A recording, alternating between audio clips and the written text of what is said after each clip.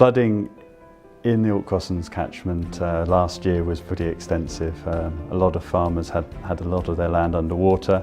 It also impacted on communities with roads cut off and so forth. One of the most unique areas in the region of the northwest actually. It's absolute focus of some of the highest quality agricultural land in the region. So it produces a lot of the vegetable and salad crops that are sold throughout the country.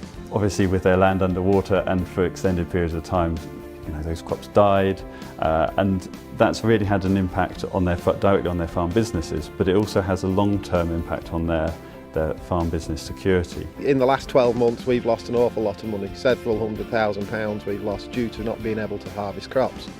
And a lot of people say that it is down to rainfall and climate change and lots of other reasons, and nobody ever mentions the fact that nobody is taking an interest in managing the water.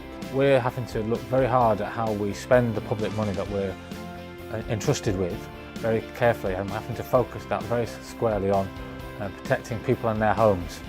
And that is the driver here. That's why we're having to look to change the activities that we do in the Alt Crossens area. Talking to the community about this, consulting with them, it was clear it wasn't working as an approach, and so therefore we knew we needed to try a different way of doing it, and that's where accelerated collaboration came in. The accelerated collaboration approach, not something I'd heard of before this particular experience. Have been involved in partnerships before, and I would say that elements of it are very similar to partnership working. It's about facilitating that understanding of the different partners, what their perspectives are, and creating that respect between partners. It's just a hugely powerful tool, and the first time I saw it, I'd seen Phil from Green Ventures talking about it with myself and some other colleagues, and it was quite an inspiring moment, because I had a bit of a eureka moment that said that's it, that could do what we're after in terms of may not ultimately deliver the entire solution that we're after because it's quite complicated, but as importantly will get us to that important point where people at least understand the issue and have the same view of what the priorities are. They accelerated all the information, they put it together so quickly, and they put it in a very simple visual term. It's all very well reading all the paperwork and all the documents, but if you can watch a fly-through or a slideshow, as was the case, it's much simpler for everybody to understand. I think where it's been useful is being able to use the tools available to explain that to our members, to the farmers on the ground, and get across my technical knowledge and our regional environment advisors' knowledge to explain that to the farmers, and at the same time also explain that position to councillors, environment agency staff that are also in the room.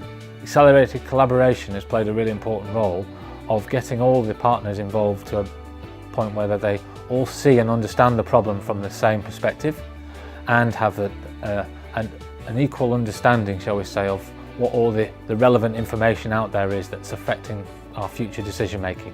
When we started this process, Green Ventures and Royal Husqvarnas weren't involved, and they only came in at a later process, and we seemed to go round in circles quite a bit before the involvement of Phil and Emma.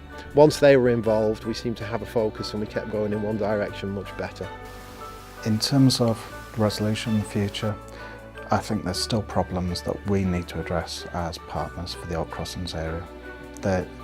The process helped us understand what those problems were, but it's for us to resolve them. The process has been really inspiring actually, because it's shown that we've gone from a point of a fair degree of conflict to a point of, if not harmony, at least a collective respect and understanding of the issues and the challenges we faced and we needed to address. The biggest element for me is that we're now looking to resolve those together. We have an understanding of where the different partners are coming from. We respect that, and we want to support each other and we want to move forward together.